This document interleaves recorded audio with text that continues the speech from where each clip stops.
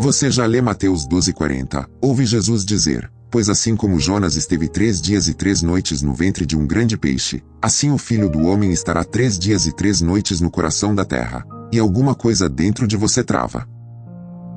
Porque a pergunta é honesta. Se Jesus morre na sexta-feira e o túmulo está vazio no domingo, isso não parece menos que 72 horas. E quando a cronologia parece falhar, não é só uma conta que balança. É a confiança. É a sensação de que talvez você precise escolher entre pensar com seriedade e crer com inteireza. Mas você não precisa fazer essa escolha. Hoje nós vamos entrar na própria Escritura, andar pelos corredores da paixão, ouvir o relógio bíblico batendo dentro dos evangelhos, tocar a tensão de Jerusalém no fim da tarde, sentir a urgência do sepultamento, acompanhar o sábado pesado, seguir as mulheres na madrugada e, no caminho, deixar que a própria palavra explique a própria palavra. O problema não é pequeno, e exatamente por isso a resposta é preciosa. Porque quando a Bíblia é lida no seu próprio idioma, no seu próprio mundo, diante do seu próprio Messias, ela não se quebra. Ela se abre. E se essa questão já te feriu, hoje nós não vamos varrer a dúvida para debaixo do tapete. Vamos levá-la até a tumba. E vamos ver o que sai dela. Então vamos ver isso acontecendo agora. O corpo de Jesus está na cruz. O ar está pesado depressa. Não há tempo para discursos longos. Não há espaço para indecisão.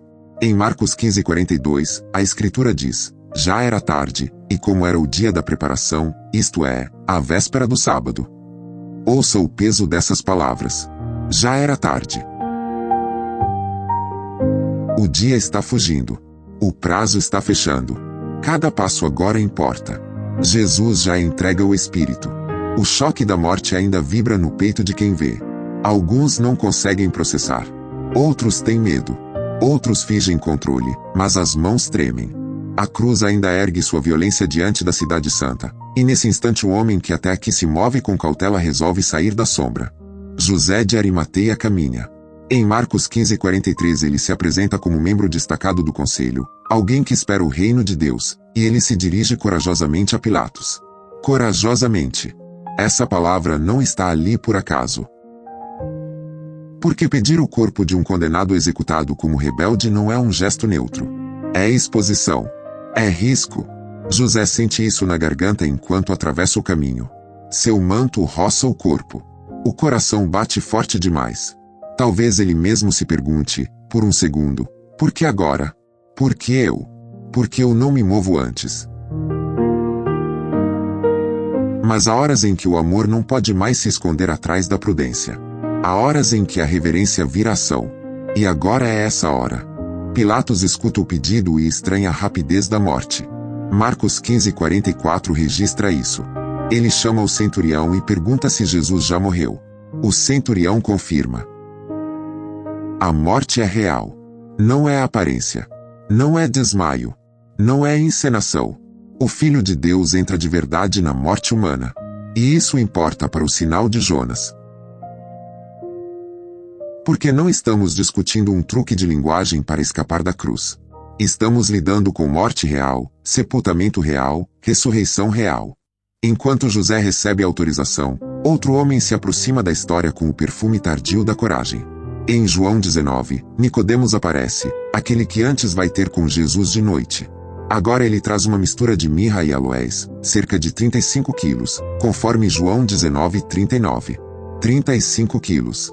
Não é um detalhe pequeno. É peso nas mãos. É volume.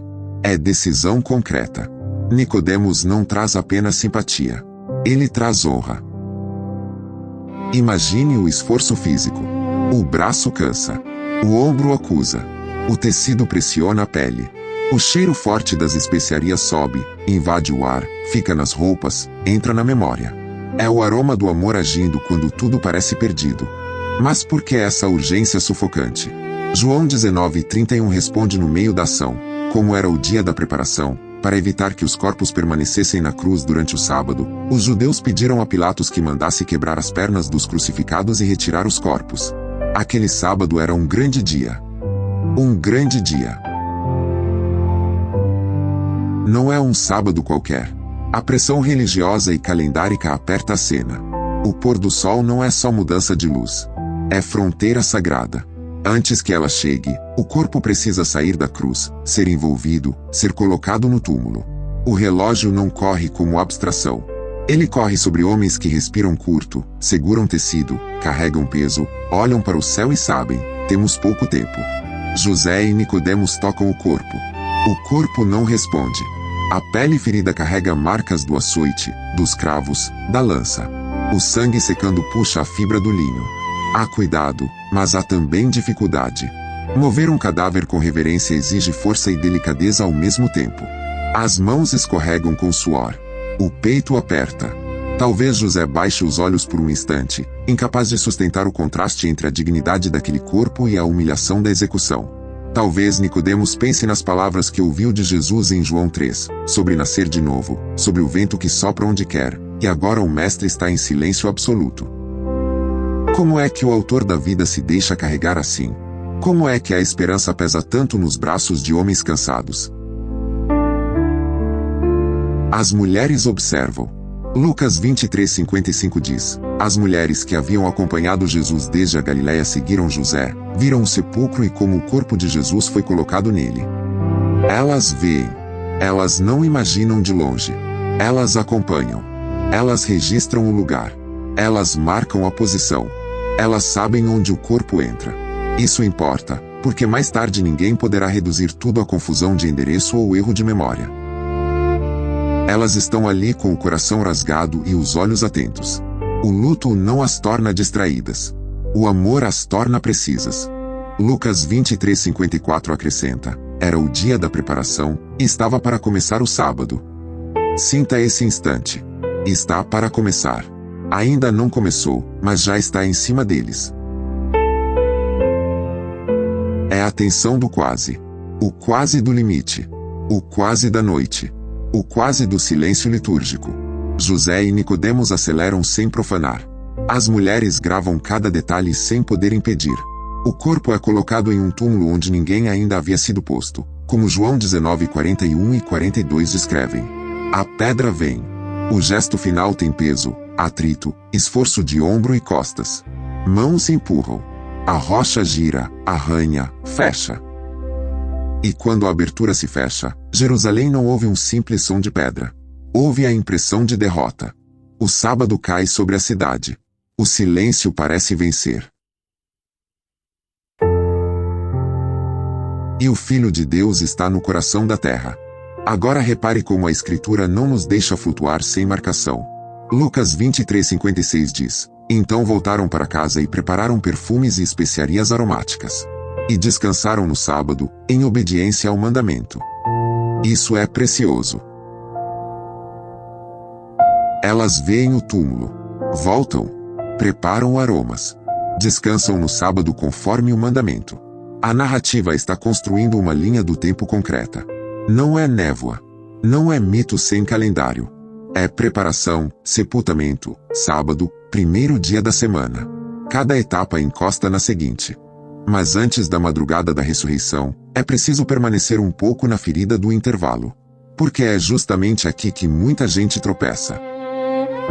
Sexta até domingo parece curto demais se você estiver exigindo um cronômetro moderno de 72 horas exatas. E a pergunta volta: então o que Jesus quer dizer em Mateus 12:40? A resposta não começa fora da Bíblia.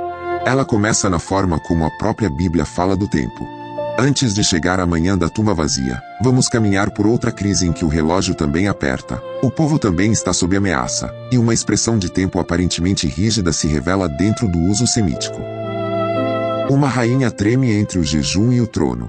Uma sentença paira sobre um povo inteiro. E o texto que parece estranho à nossa matemática moderna abre a porta para entender a linguagem da paixão. Em Esther 4, o decreto de morte contra os judeus já circula. Não é teoria. Não é boato. É sentença imposta. Mardoqueu veste pano de saco, grita em amargura, e o pânico se espalha em ondas. Esther está no palácio, mas o palácio não anula o risco. Ser rainha não a torna intocável.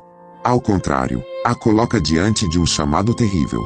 Ir ao rei sem ser convocada pode custar a vida. E é nesse fio de medo e missão que Esther envia sua resposta. Em Esther 4,16, ela diz: vá reunir todos os judeus que estão em Suzã, e jejuem em meu favor. Não comam nem bebam durante 3 dias e 3 noites. Eu e minhas criadas jejuaremos como vocês. Depois disso irei ao rei, ainda que seja contra a lei. Se eu tiver que morrer, morrerei. Ouça a força disso. 3 dias e 3 noites. Não comer. Não beber. A sentença de tempo soa total. Fechada. Intensa. O corpo vai sentir. A boca seca. O estômago queima. As pernas perdem força. A cabeça gira. As criadas olham umas para as outras em silêncio. Mardoqueu recebe a resposta e entende que o momento da hesitação acabou. Agora há um plano, mas é um plano regado a jejum, risco e possível morte. Esther, talvez sozinha por um momento, encosta a mão no peito para conter a respiração. Se eu tiver que morrer, morrerei. Não é frase decorativa. É entrega consciente. É o coração escolhendo obedecer antes de saber o resultado. O primeiro dia do jejum arrasta o peso da urgência. O segundo dia aprofunda o desgaste. As servas se movem mais devagar. A garganta arde. O rosto perde cor. Mas não há recuo. E então o texto faz algo decisivo. Em Esther 5:1, lemos: no terceiro dia, Esther vestiu seus trajes de rainha e se colocou no pátio interno do palácio, em frente do salão do rei. No terceiro dia. Percebe? Em Esther 4,16 a marca é 3 dias e 3 noites. Em Esther 5:1, a ação decisiva ocorre no terceiro dia. A própria escritura usa essas expressões de modo compatível dentro do modo judaico de contagem inclusiva, em que parte de um dia pode representar o dia. Não estamos forçando o texto. Estamos escutando o texto. Esther se veste de rainha, mas por dentro ainda carrega o tremor de uma mulher que pode morrer em minutos.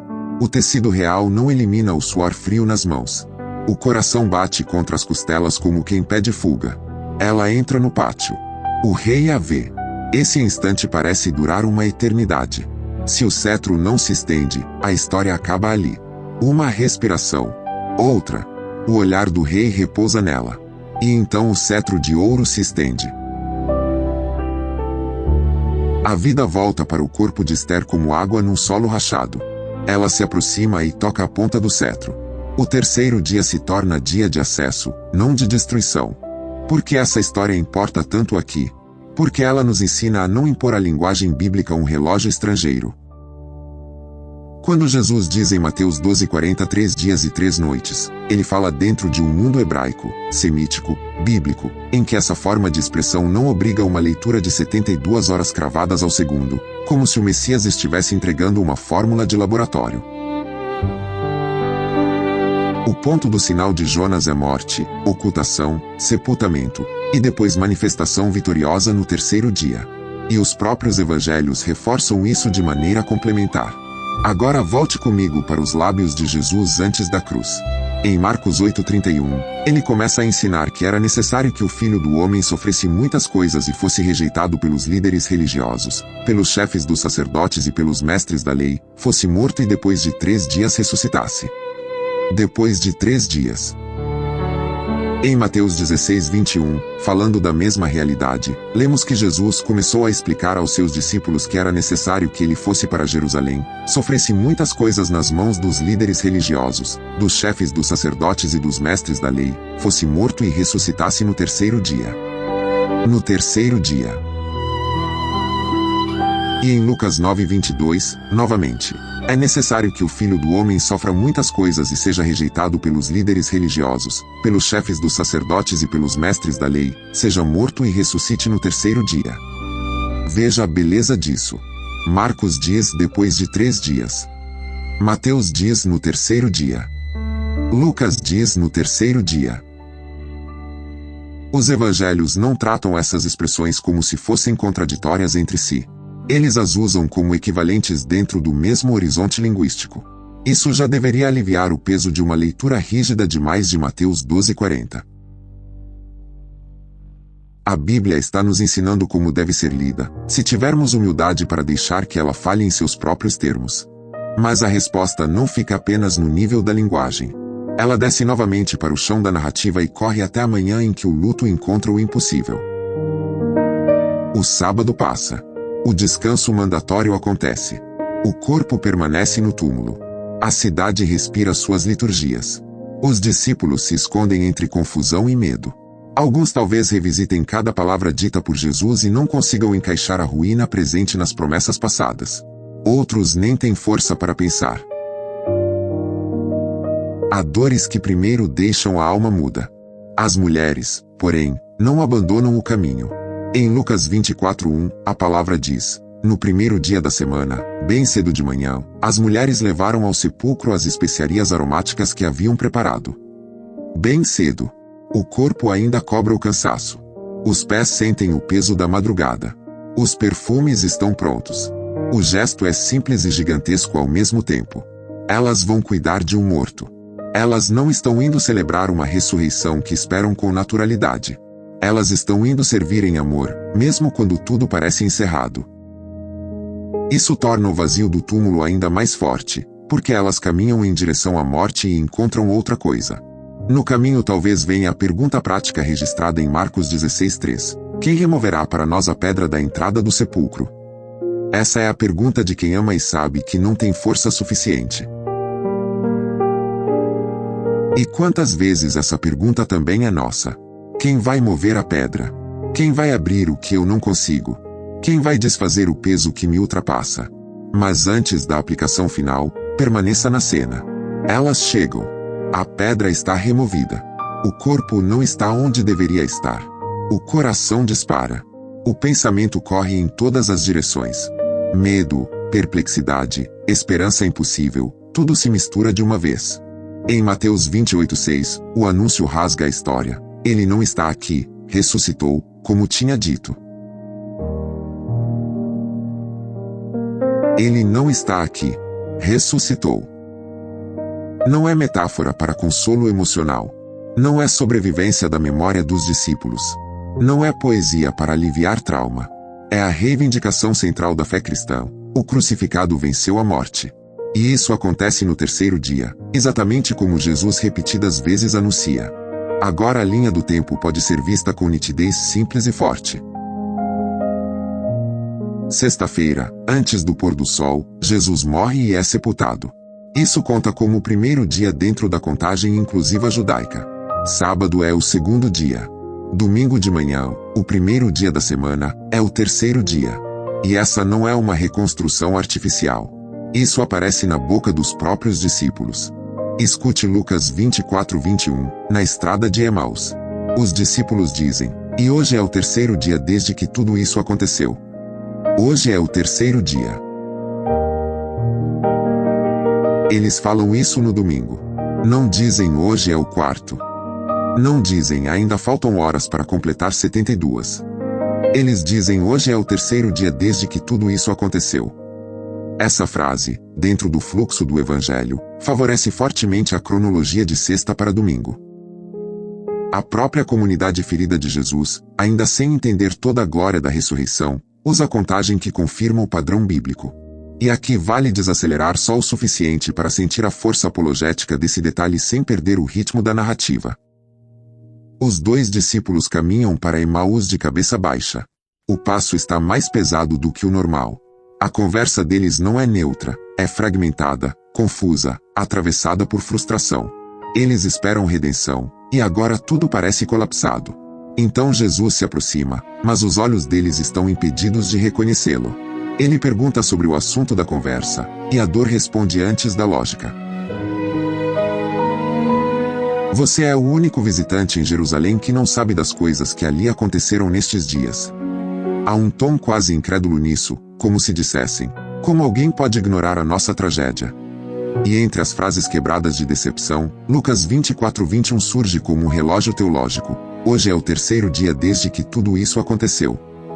Isso significa que, para eles, a sexta entra na contagem. E se a sexta entra na contagem, então o modo de contar não é o do nosso relógio digital exigindo blocos de 24 horas perfeitos, mas o da linguagem judaica inclusiva, em que parte do dia conta como dia. É exatamente o tipo de chave que Esther já havia nos mostrado. É o mesmo tipo de equivalência que aparece entre depois de 3 dias e ao terceiro dia nos evangelhos. Tudo está se encaixando de dentro para fora, pela própria respiração da Escritura. Mas ainda mais. O sinal de Jonas, em Mateus 12:40, não é dado para satisfazer uma obsessão moderna por cronometria. Ele é dado para apontar para a grande correspondência redentiva. Jonas desce às profundezas, some da vista, está sob juízo e, por ato de Deus, emerge. O Filho do Homem entra no coração da terra e, por poder divino, ressuscita. O foco é o evento salvífico, não a régua milimétrica de horas exatas. A realidade é maior do que a conta. A conta serve ao evento, o evento não é reduzido à conta. E talvez alguém ainda diga, mas então Jesus não falou literalmente. Falou literalmente dentro da linguagem literal do seu povo. Esse é o ponto. Leitura literal não significa leitura anacrônica. Significa respeitar o modo como as palavras funcionam naquele contexto. Se eu arranco as palavras do chão cultural em que foram ditas e as amarro a um sistema estrangeiro de precisão cronográfica, eu não estou sendo mais fiel ao literal. Estou sendo menos fiel ao sentido. A fidelidade verdadeira não grita contra o texto, ela escuta o texto até entender como ele mesmo quer ser entendido. Volte outra vez ao túmulo. Porque a fé cristã não sobrevive de truques hermenêuticos. Ela sobrevive porque o túmulo realmente está vazio. As mulheres entram e não veem o corpo. A notícia explode mais rápido que a compreensão. Pedro corre. João corre.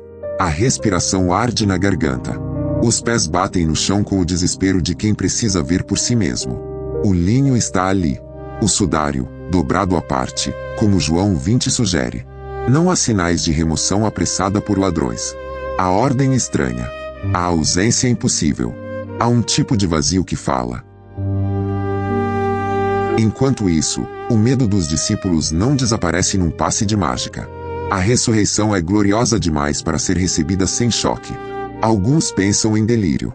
Outros em rumor. Outros em esperança perigosa. Mas então o ressuscitado começa a aparecer, a falar, a abrir entendimento, a partir pão, a mostrar mãos e lado. A ressurreição sai do boato e entra na história vivida da comunidade.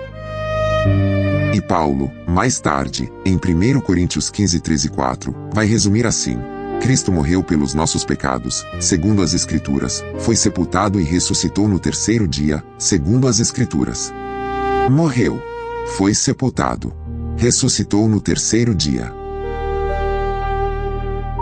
Percebe como o coração do Evangelho está amarrado a esse padrão? Agora deixe-me costurar essas linhas sem soltar nenhuma. Mateus 12:40 levanta atenção. 3 dias e 3 noites. Marcos 15:42 coloca a morte e o sepultamento na tarde da preparação. João 19:31 mostra a urgência porque aquele sábado é um grande dia. Lucas 23:54 a 56 mostra as mulheres vendo o túmulo, preparando aromas e descansando no sábado. Lucas 24:1 as leva ao sepulcro no primeiro dia da semana. Lucas 24:21 registra os discípulos dizendo no domingo: hoje é o terceiro dia. Marcos 8:31, Mateus 16:21 e Lucas 9:22 mostram que depois de 3 dias e ao terceiro dia funcionam como expressões complementares.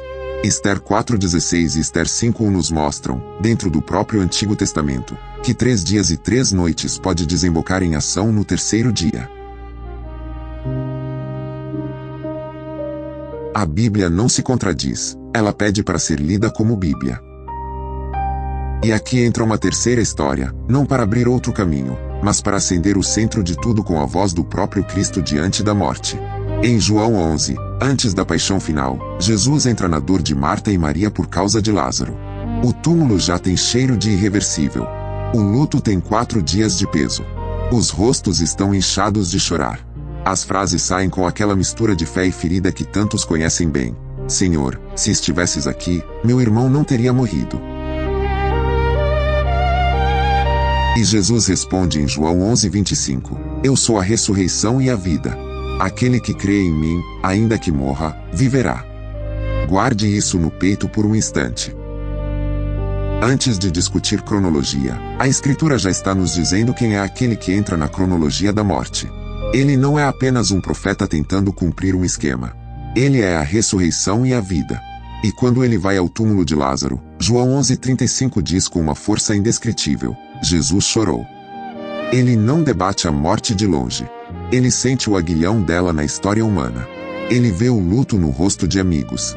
Ele ouve o pranto rasgando a casa. Ele se comove profundamente. O Cristo que mais tarde entra no seu próprio túmulo já antes invade o túmulo alheio com lágrimas nos olhos e autoridade na voz. Em João 11:39, Jesus diz: tirem a pedra. Marta hesita, porque o realismo do sofrimento é brutal. Senhor, ele já cheira mal, pois já faz 4 dias. Essa frase é quase física. A morte, para Marta, já não é conceito. Tem odor. Tem decomposição. Tem finalização. E ainda assim Jesus insiste. A pedra sai. Ele ora. E em João 11:43, clama em alta voz: Lázaro, venha para fora. E o morto sai. Sai com mãos e pés envolvidos em faixas, o rosto enrolado num pano. E Jesus manda desatar e deixar ir. Por que trazer Lázaro para esta conversa? Porque esse milagre não resolve a questão de Mateus 12:40 diretamente, mas revela quem está no centro dela. O mesmo Jesus que chama Lázaro para fora é aquele que, dias depois, entra ele mesmo na morte. Só que, diferente de Lázaro, Jesus não volta para uma vida que depois morrerá de novo. Ele ressuscita em vitória definitiva. Ele não é apenas alguém que recebe vida, ele é a fonte da vida.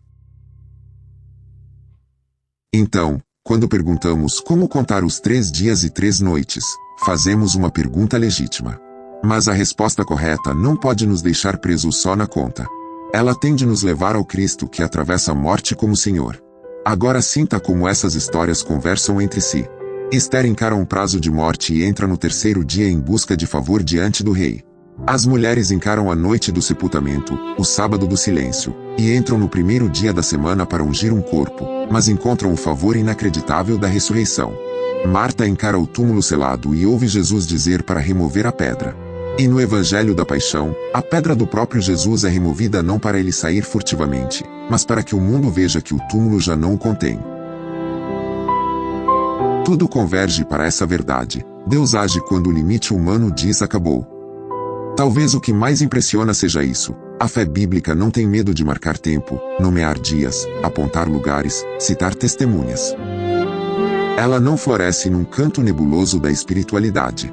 Ela se atreve a dizer já era tarde, dia da preparação, véspera do sábado, grande dia, no 1º dia da semana, bem cedo, hoje é o 3º dia.